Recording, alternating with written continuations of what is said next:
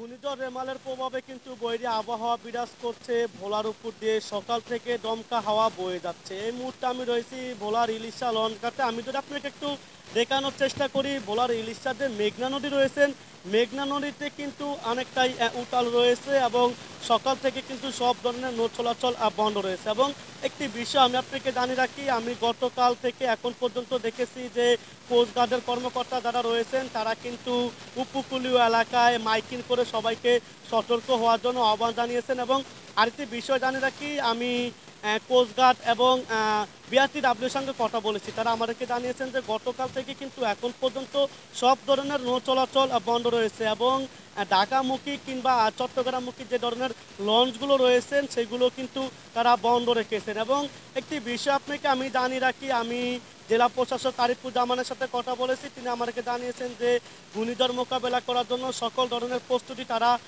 রেখেছেন। এবং তারা আমাদেরকে আরেকটি বিষয় জানিয়েছেন যে ভোলা 7টি উপজেলায় কিন্তু 800-669টি আশ্রয়কেন্দ্র খুলে দেওয়া হয়েছে। এবং একটি বিষয় আপনাকে জানিয়ে রাখি, সকাল থেকে কিন্তু বৈরী আবহাওয়া বিরাজ করছে ভোলার উপর দিয়ে এবং আবহাওয়া অফিসের কর্মকর্তারা জানিয়েছেন যে এখন পর্যন্ত কিন্তু 10 নম্বর সতর্ক সিগন্যাল চলতেছে ভোলাতে। তো দর্শক, আমার কাছে কিন্তু ভোলা থেকে ছিল সর্বশেষ পরিস্থিতি।